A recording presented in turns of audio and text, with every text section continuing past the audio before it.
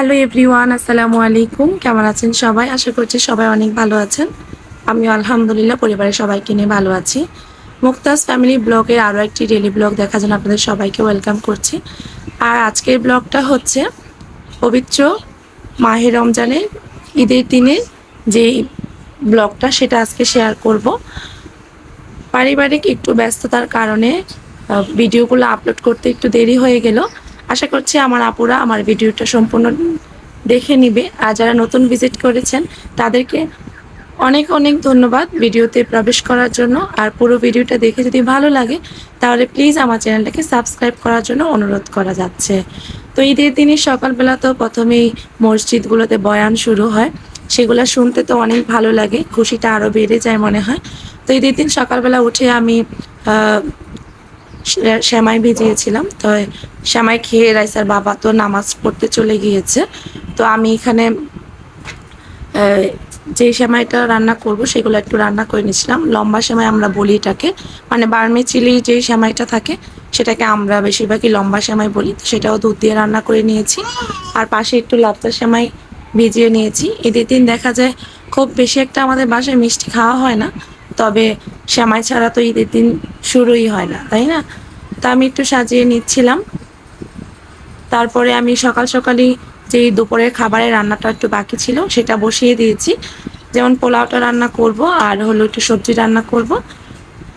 আর গত ব্লগে তো বলেছি আমি ঈদের দিন রাতের বেলা মানে চাঁদ রাতেই তো রান্নাটা কমপ্লিট করে রেখেছিলাম, তাই আজকে আমার কোনো ঝামেলা নেই। সকাল সকালই পোলাওটা আর সবজিটা হয়ে গেলে আমার আজকে সারাদিনের কাজের ব্যস্ততা শেষ হয়ে যাবে।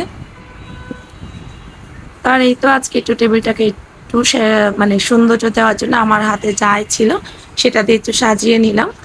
একটু ট্রের মধ্যে একটু ফ্লাওয়ার বাসটা দিলাম যেন দেখতে সুন্দর লাগে। আর এটার পর আমার আবার মেয়েদেরকে গোসল করার পর তাদের নতুন কাপড় বের করে দিতে হবে। প্রতিটা রোজা ঈদে মানে প্রতিটা ঈদেই আমি যখন আমার মেয়েদেরকে সাজতে দেখি তখন আমার কিন্তু আমার নিজের ছোটোবেলার কথা মনে হয়ে যায় যে আমার মাও তো আমার বোনদেরকে ওই সাজিয়ে দিত। তবে আমাদের ঈদটা মনে হয় বেশি আনন্দের ছিল, কারণ আমরা দেশে ঈদ করেছি, গ্রামের বাড়িতে ঈদটা আমার মনে হয় বেশি আনন্দে। ঢাকা শহরে তো ওই একই জায়গা একই পরিবেশ সব কিছু দেখা যায় যে ঘরের মধ্যেই ছিল। ঈদের দিন তো কোথাও বাইরে যাওয়া হয়নি। আর প্রচণ্ড রোদ পড়েছিল ঈদের দিন, এত গরমের মধ্যে তার বাচ্চাদের নিয়ে কোথাও যাওয়া যায় না। তো এই তো সবজিটা একদিকে হচ্ছিল আর আমি পোলাওটাও বসিয়ে দিয়েছি। আর রোস্টটা আর গরুর মাংসটা যেহেতু আগের দিন রাতে রান্না করেছিলাম, তাই এটাকে আমি আবার একটু ভালো করে জাল করে নিয়ে রেখে দিয়েছি। তারপর বাচ্চাদের গোসল শেষ হলে আমিও গোসল করে ফেলবো। আর এই তো আজকে আমাদের এখন কাজ কাম শেষ হয়ে গেছে আমার। তো মেয়েদেরকে রেডি করিয়ে দিয়ে তো তাদেরকে বললাম ঠিক আছে চলো কিছু পিক উঠিয়ে দেয় তোমাদের, আর স্মৃতিও থাকলো, বড় হলে 3 বোন মিলে দেখতে পারবে। তা আমি আবার আমার মেয়েদেরকে একটু রেডি করিয়ে ছাদে নিয়ে গিয়েছিলাম। এত রোদ ছিল, মেয়েরা বলছিল মা অনেক গরম লাগছে। তো বললাম যে একটু দাঁড়াও, তোমাদেরকে একটু ভিডিও করে দিই আর একটু কিছু ছবি উঠিয়ে দিই, তোমাদের দেখলে ভালো লাগবে পরবর্তীতে। আসলে মা বাবারা তো এগুলো সন্তানদের বড় হলে দেখবে, সেই জন্য তো স্মৃতি হিসেবে রাখা। তা আলহামদুলিল্লাহ 2024-এর এই ঈদটা আমাদের অনেক ভালো কেটেছে। তো এই পর্যন্ত যারা আমাকে দেখছেন ভিডিওটা এবং শুনছেন তাদের কি অবস্থা, কেমন কেটেছে অবশ্যই জানাবেন। জানি ঈদ সবারই ভালো গিয়েছে আলহামদুলিল্লাহ। তারপরেও আমার আপু এবং ভাইয়ারা যারা, সবাইকে অনেক অনেক ধন্যবাদ। আর এই তো আমার বড় মেয়ে তো এই ড্রেসটা ঈদের মধ্যে নিয়েছিল আড়ং থেকে।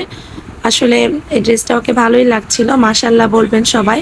আমার 3 মেয়ের ঈদের দিনের লুকটা কেমন হয়েছে সবাই একটু কমেন্ট করে জানিও।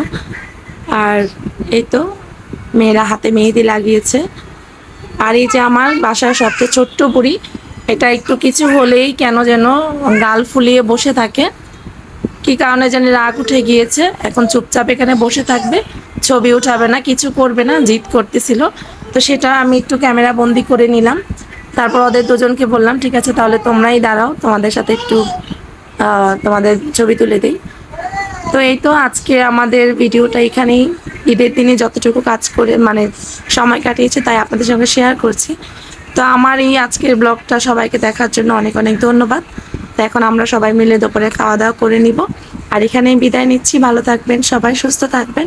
আসসালামু আলাইকুম, আল্লাহ হাফিজ।